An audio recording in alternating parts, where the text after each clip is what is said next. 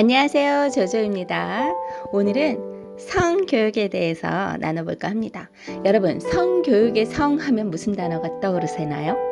우리 어머님들 육아하시면서 언제 성교육을 해나? 어떻게 해야 되나 궁금하시죠? 자, 성교육의 성자가 무슨 성자인지 혹시 아세요? 네, 성품성입니다. 따라서 성교육은 누군 교육을 받고 누군 안 받아도 되는 것이 아닌 남녀노소 구분 없이 연령의 차이 없이 모두가 동일하게 받아야 할 교육, 성교육이어야 된다는 거죠.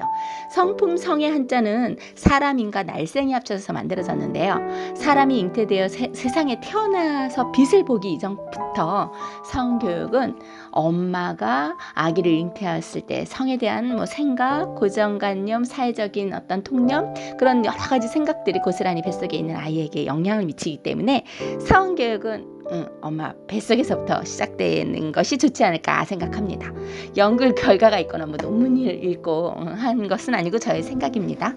자, 잉태되어 태어나기까지 우리 아이들은 보이지 않는 성품이 만들어지고 또 뱃속에 있을 때부터 하나의 인격체로 존중받고 아이가 성장하게 되죠. 그렇게 성장한 아이가 세상에 태어났을 때 또 건강한 생활을 하게 되어 있는데요.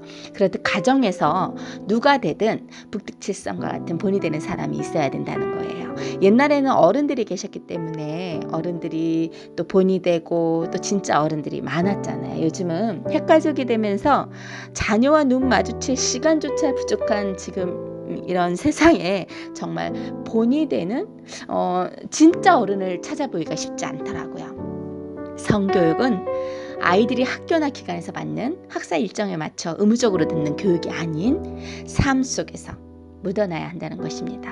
한두 번의 강의를 듣고 겉핥기로 성교육을 다 받았다 할 수 있겠어요? 아니지요. 올바른 가족의 구성원, 또 부부의 관계, 또 부모와 자식 간의 관계를 통해서 꾸준히 자연스럽게 이루어져야 해야 되고, 그렇게 꾸준히 자연스럽게 자신의 정체성과 존중받은 아이가 사회에 나갔을 때 자연스럽게 인간관계를 잘 할 수 있지 않을까요? 자, 그럼 우리 비어 한번 들어볼까요? 눈탱이, 네 눈탱이가 왜 그러노? 이 눈탱이라고 부르면 이게 사투리 같은데 사실 눈동자, 눈이라고 하죠. 야, 주둥이 그만 놀려라. 이것도 사투리인 것 같아요. 저는 서울이 고향이어서 사실 이런 얘기를 듣고 자라진 않았는데 주둥이가 아닌 입술이고 입이거든요. 이렇듯 우리가 소중한 몸의 일부이자 정확한 부위에 이름이 다 있습니다. 눈, 코, 입, 가슴, 허리, 다리, 뒤꿈치, 팔꿈치 이렇게 다 있듯이 우리 몸에 있는 그런 구조를 정확히 이름이 있다는 것을 알려줘야 합니다.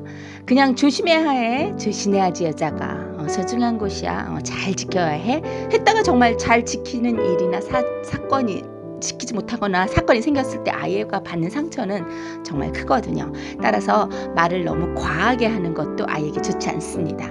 그냥 자연스럽게 정확하게 아이 몸의 일부이며 그렇기 때문에 그러하기에 모든 소중하다는 것을 정확하게 전달해 주는 것이 좋습니다. 자, 음순이 음경이라는 이게 눈, 코, 입에 이름이 있듯이 있습니다. 그렇게 알려주시는 게 좋고요. 그리고 옛날 할아버지 할머님들께서 그랬잖아요. 손주 보시면 아이고 그놈 고추 잘생겼다 이러고서 이형 고추 한번 따먹자 이렇게 음식을 비유하던 그런 시대가 있었습니다. 사실은 그것도 옳지 않거든요. 에이 한 번만 아래비 좀 보여줘 용돈 줄게 라는 식의 대화가 있었던 그런 시대가 있었어요. 하지만 지금은 시대가 시대인 만큼 우리 자녀들에게 소중한 몸의 일부가 어떤 걸로도 거래가 가능하다는 것을 무시 속에 듣고 자라게 하면 안 됩니다. 그렇기 때문에 지금은 자녀와 가족의 관계 구성원에서도 동의를 하여도 자녀의 성기를 만지거나 볼 수는 없습니다. 자, 그럼 어머님들의 두 가지 질문의 답을 해결해 드렸죠? 예, 성교육은 언제부터 시작해야 하나요? 또 어떻게 어디서 해야 하나요? 이제 시원한 답변을 해드렸나요? 사실 2012년도에 인성교육이 국회 만장일치로 통과가 되면서 99% 통과가 되면서 이제 인성교육이 교사 학교나 가정에서 의무 교육을 받게 돼 있습니다. 그런데 지금 현재 가정에서 뭐 의무 교육을 하고 있는지 안 하고 있는지 어떻게 뭐 검사가 될 수 있는 부분도 아니고요. 그런데 이렇게 인성교육이 의무화가 되면서 인성학원, 인성을 중요하게 생각하는 그 타이틀로도 국어, 무슨 수학, 논술, 논문 많이 나왔던 것 같습니다.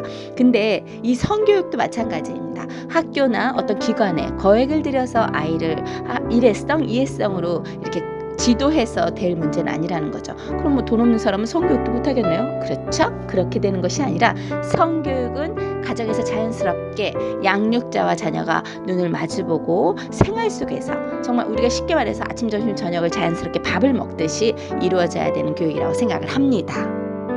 따라서 성품과 인품이 잘 다듬어진 밭이 기본이 된다면 그 밭에는 어떤 씨를 뿌려도 정말 잘 자라날 수밖에 없겠죠. 성품과 인품이 잘 다듬어진 밭.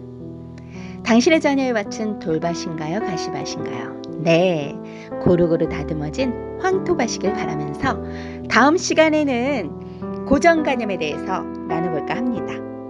구독, 좋아요 공짜입니다. 많이 많이 받아가세요. 네, 좋은 하루 되세요. 바이바이.